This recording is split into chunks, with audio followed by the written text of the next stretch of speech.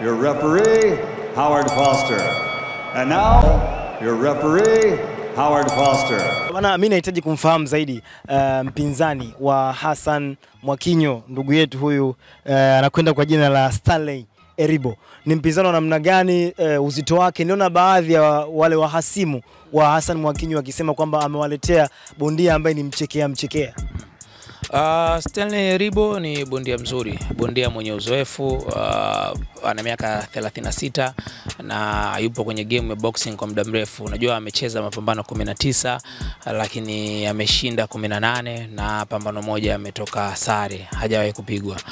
Ni bondia namba 3 nchini Nigeria kwenye takriban mabondia 41 kama sitokosea, kwa sababu ni miongoni mwa mabondia wazuri ambao nimekuwa nikiwafuatilia. Lakini pia ukimzungumzia Eribo, ni bondia namba 3 kati ya mabondia 41. Ni bondia ambaye ameanza kukita mizizi Nigeria kwa vijana, kwa maana kwamba wakati anacheza anaendelea kuwafua pia vijana, kwa maana watoto ambao wanaochipukia katika mchezo wa ngumi amekuwa akiwafundisha, na wengi wamekuwa kimtem kama kocha mchezaji. Yani anacheza lakini pia kwa upande mwingine pia anafundisha, na kwa umri wake kuanza kutengeneza mizizi katika boxing ni vizuri, kwa sababu pia unatengeneza mazingira mazuri ya kuweza kujiandaa kwa nyakati za baadaye ili uweze kuendelea kuishi katika mchezo wa ngumi, hata kama utakuwa bondia lakini pia utabakia kwa mkufunzi au kocha ama mwalimu. Kwa hiyo ni bondia mzuri, lakini pia kitakuwa ni kipimo sahihi kwa Mwakinyo, japokuwa wapo watu wanasema si kipimo sahihi kwa sababu ya umri, kwa sababu ya baadhi ya fight zake. 2017 alicheza na Mtanzania Ramadhani Shauri, kwa maana kwamba Eribo atakuwa sio bondia wa kwanza kucheza na Mwakinyo. Yani Mwakinyo atakuwa sio bondia wa kwanza Mtanzania kucheza na Eribo, ni marudio. Eribo alishacheza na Ramadhani Shauri, walichezea mkanda wa Africa Boxing Union, kwa maana ABU ama ABU, na ule mkanda kwa wakati ule ulikuwa hauna mwenyewe.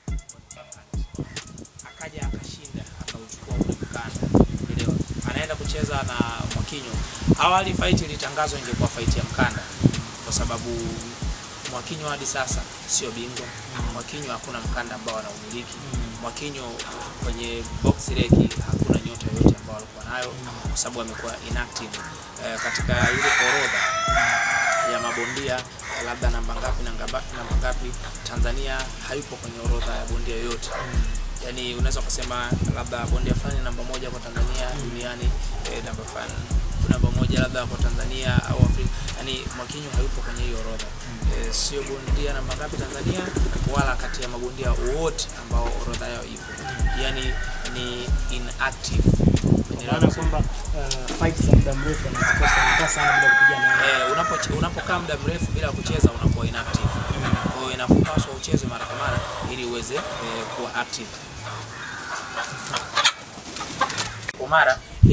kuwa active. Kwa hiyo Mwakinyo ni inactive boxer.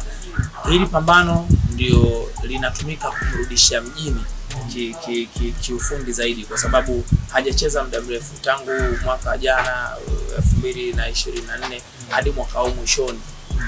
Hata ilipotolewa orodha ya mabondia bora waliofanya vizuri mwaka huu na mtandao wa Kijiwe cha Ndoto, Mwakinyo hayupo hata kwenye top 5, hayupo hata kwenye top 10 katika mabondia 10 bora wote hayupo. Kwa sababu gani? Hajacheza. Uwezo kumpa mtu bora wakati hujamuona kiwango chake, umeelewa? Kwa hiyo ili pambano anatakiwa kulitumia vizuri ili iweze kumrudisha kwenye chati. Ili pambano anatakiwa kulitumia vizuri ili aweze kupata mapambano ya mkanda. Awali tangazo lingekuwa pambano la mkanda, lakini sijijua baina yake na watu walioandaa ili pambano kimetokea nini. Hapo utofauti wa pambano la mkanda na hili pambano la kawaida, kwa maana ya kwamba linakuwa ni pambano halina chochote kile kinachotolewa, ni pambano kwa ajili tu ya kupata pesa labda hivi kwa vile hivi. Kwa lugha rahisi unaweza kusema, ngoja nikuoneshe kwenye mpira afu wewe utaeleta kwenye boxing utaelewa. Kwa mfano Yanga wamewaleta Mahi ya kucheza nao kwenye single cha ligi, si Champions League match, si Confederation, japo ni mechi ya kimataifa ya kirafiki. Kama Mwakinyo, yani ni kama ni pambano ambalo halina mkanda, ni pambano ambalo litamuongezea kitu, lakini tofauti lingekuwa pambano la mkanda. Unaelewa? Yani atapata fedha. Tofauti mtu akiwekewa pambano leo hii la mkanda, yani kwa mfano hivi karibuni kuna pambano la mkanda mtu anacheza. Na Mwakinyo anacheza pambano sio la mkanda. Thamani zaidi inakuwa ni pambano la mkanda. Sababu ni pambano ambalo ni kama pambano tu la kirafiki. Halina ubingwa wowote. Sawa, lakini ukiachilia mbali hapo, kukaa kwake muda mrefu nje. Mara kadhaa nilikuwa nikipitia peji yake kizungumza kwamba ndio namna ambavyo bondia anahitajika kuwa hivyo. Kukaa kwake muda mrefu, takriban tunaweza kusema ni mwaka mzima. Ndio rank sahihi kwa maana ya bondia kukaa nje kwa muda huo kuelekea pambano linalofuata. Kila mtu anakuwa na mipango yake kwenye maisha. Mwingine anahitaji kujenga nyumba kabla ya kununua gari, mwingine anahitaji kununua gari kabla ya kujenga, kila mtu ana mipango yake. Lakini kitaalamu zaidi kwenye boxing, bondia kukaa muda mrefu sana bila kucheza, kwanza na kiwango pia kinashuka. Sababu ule ni mchezo ambao unahusisha kiwango pia. Unaweza kuwa na nguvu na maarifa, lakini kama hujacheza muda mrefu, kazi yoyote usipoifanya muda mrefu utaonekana utasema huyu anajua, Gallas wanajua kwenda kufanya kazi, lakini kwa muda mrefu hapo kwenye game kuna baadhi ya vitu havijafikiwa. Ndio hiyo inakuhitaji bondia ucheze mara kwa mara ili kuweza kumaintain kiwango chako. Na ikatokea unakuja kupigana na bondia kama huyu, sasa watu watasema mbona umekaa muda mrefu hujacheza afu unakuja kupigana na mtu umri unaoenda, japokuwa kwenye ngumi umri ni namba. Wakina Mandonga na miaka zaidi ya 40 na bado wanacheza. Kina Crawford bado wana staff, lakini bado umri wao watu wanahitaji kuona uliponi. Lakini ni vizuri ukacheza japokuwa si mara kwa mara, hata kwa mwaka usipite wala ucheze kama kwa mara moja. Ukikosa hata ucheze kwa mara moja, kwa sababu inaweza ikatoka orodha ya mabondia bora, jina lako lisipokuepo, watu wanaweza wakasema kwamba nyinyi mnachuki, mbona huyo mjemweka? Lakini unamweka kwa kigezo gani? Ana ubingwa upi? Ana mapambano yapi kacheza? Ana kiwango gani amekionyesha ndani ya mwaka? Hakuna. Unavyojua, kama unavyojua, mchezo wa ngumi ni mchezo wa wazi kama ilivyo mpira. Watu wanaona ukiwa unacheza, hata ukijifungia, ukiweka television, watu wakishoot, wakistream inaonekana. Sawa, turudi kwa hawa wawili. Eribo pamoja na Hassan Mwakinyo. Wote umewatizama katika fight zao tofauti. Kwako wewe, nani akishinda utashangaa? Mwakinyo akishinda sitoshangaa. Na sitaki kwa mbili, lakini weka hela, weka nyumba, weka mke, hii fight Mwakinyo. Fight nyepesi sana. Kwa maana Eribo ni mpinzani wa kawaida. Sio wa kawaida, lakini uwezo aliokuwa nao Hassan Mwakinyo, uzoefu aliokuwa nao kwenye ring, kawaida hajacheza muda mrefu, lakini ni fight ambayo anaenda kushinda bila wasiwasi wote. Chukua hiyo tu kwamba Mwakinyo anaenda kushinda. Anakwenda kushinda, tuondoke nayo. Chukua hiyo, Mwakinyo anaenda kushinda. Bondia bora, bondia ambaye ana ushawishi katika mitandao ya kijamii, ana ushawishi ndani ya ring, anajua kupigana, anajua kupanga ngumi, ana maarifa ulingoni. Hata Eribo naye bondia mzuri, kacheza mapambano mengi ya kimataifa, kacheza kwao, kacheza kimataifa, umeelewa. Mwakinyo ana pambano 27, 24 ameshinda, 3 amepigwa, lakini haiondoi uhalisia kwamba hii fight Mwakinyo anaenda kushinda. Sawa, labda yatokee tofauti, kwa sababu kuna mtu alishaye kuletewa ndizi au bondia ambaye anaonekana mnyonge akapigwa yeye na ushindi akapewa yeye. Sitaki tuingie huko. Bwana kidogo, yani tugusie kwa ndani hata dakika moja. Unafikiri kwa nini fight ya Hassan Mwakinyo pamoja na Twaha inakuwa ni ngumu sana kupatikana? Kwanza mpaka sasa ni fight ambayo haina tena ushawishi. Imepoteza mvuto, haina mvuto, fight ambayo kibiashara ishashuka thamani, fight ambayo umri wao, tambo zao zishabakia kwa mitandaoni. Hata kama mtu atakuja kuweka hela, yani itakuwa watu wananunua gazeti wakati kuwapiganisha Twaha Kiduku na Hassan Mwakinyo ilibidi kwa miaka ile nyuma ambapo upinzani wao ulikuwa moto. Sasa hivi kuna fight akicheza Mwakinyo, Twaha Kiduku anaponda, fight akicheza Twaha Kiduku Mwakinyo anaponda, lakini pia kuna aina wapinzani ambao wanaokutana nao kwa miaka hivi karibuni. Unajua wakati Twaha Kiduku anatoka kucheza na Dula Mbabe, ilibidi tungeona fight ile. Mwakinyo anatoka kucheza na Egington, baada ya hapo miaka kadhaa anatoka kucheza na Tina Mpei, pia anatoka kucheza na kina Indongo. Tulitamani kuona katika piki ile wakicheza, lakini sasa hivi kuwapiganisha Mwakinyo na Twaha Kiduku ni sawa, atacheza, lakini mvuto umeshuka. Hamasa ni pambano gani sasa likiandaliwa kwa ina mvuto? Kama hao maasimu wakubwa unasema mvuto umepotea.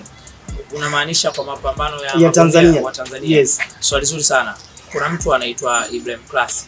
miongoni mwa mabondia wazuri sana. Kuna mtu anaitwa Fadhil Majiha, ni miongoni mwa mabondia wazuri. Kuna mtu anaitwa ni upcoming boxer lakini mzuri sana, anaitwa Abdulrahman Magoma Changarawe, ni bondia mzuri sana. Hawa tuwatafutie watu ambao wanafanana kwenye rank zao wacheze, umeelewa? Kuna muda pia tukilazimisha super middleweight wacheze, welterweight, bantam wacheze, uzito unatofautiana. Hata Hasani na Natoa Kiduku wao wanatofautiana, tukiwalazimisha sana wacheze inaweza ikawa ni changamoto. Lakini hawa kina Ibra, wakina Abdulrahman Magoma, Fadhil Majiha, Yusuf Changarawe, mimi namuona kama Yusuf Changarawe ni miongoni mwa nyota wazuri ambao wakipata nafasi ya kuandaliwa mapambano mengi zaidi ya maana, cheze mapambano kama manne, baada hapo tuende tukashiriki kwenye mikanda mikubwa, bingwa taifa achukue, acheze ubingwa Afrika Mashariki na Kati, ubingwa Afrika hapo aende aka challenge sasa ubingwa wa mabara, toka challenge world title, hivyo isiwe tu fulani na fulani alafu haina maana yoyote. Sasa bwana, tugusie kidogo pia hapa pambano la juzi Jack Paul pamoja na Joshua. Kupoteza kwa Jack Paul kumesababishwa na vitu gani vikubwa vya nje ya uwanja? Nje ya ulingo siwezi tikadili sana kwa sababu ni maisha binafsi, lakini kupanda kwenda kucheza heavyweight na yeye si uzito wake ule. Mpaka juzi tumeona mwenye anasema jamani, mimi huku basi narudi katika uzito wangu, lakini alimchukulia poa AJ. Ameona AJ kapigwa baadhi ya mapambano akiamini kwamba mimi naenda kumtandika. AJ ni kweli inawezekana akawa amedrop, lakini sio kwa mabondia kama akina Jack Paul. Yani wale ambao hawakumpa heshima yake wakikutana naye anaweza kaanyosha chai bila sukari, na ndivyo ambavyo ilitokea. Vunja mtu taya, kamkanda vizuri, kamuonyesha kwamba boxing sawa yanahitajika maneno lakini uwe na uwezo zaidi. Umeona watu ambao walopanda madaraja na wakashinda ni wachache sana duniani. Tumemwona Terence Crawford amecheza katika madaraja matatu na amekuwa bingwa, amechukua mikanda. Sio kila mtu anaweza kupanda uzito, kubadilisha madaraja kwenda kushinda, unielewa? Lakini pia kumbuka heavyweight huwa anazaliwa. Yani wewe hata ule vipi, mimi hata nile vipi siwezi kuwa heavyweight, umeelewa? Kwa wenzetu kwa mataifa ya Amerika na Ulaya kuna namna ambavyo anaweza kufanya, lakini mwili wenyewe kwanza unatakiwa uakisi heavyweight ama uzani wa juu. Sio kulazimisha kwamba kwenda kumpandia mtu uzito ili mradi upigane naye. Umaarufu kazidi kupata sababu ni mtu wa content, mitandao anajua kutumia, fedha kaipata, lakini taratibu AJ amefanikiwa kurudisha walau kwa uchache kile ambacho kilianza kupotea katika career yake. Mtegemea kuona hii mlingoni? Mimi nafanya tu mazoezi ndugu yangu. Your referee Howard Foster. And now your referee Howard Foster.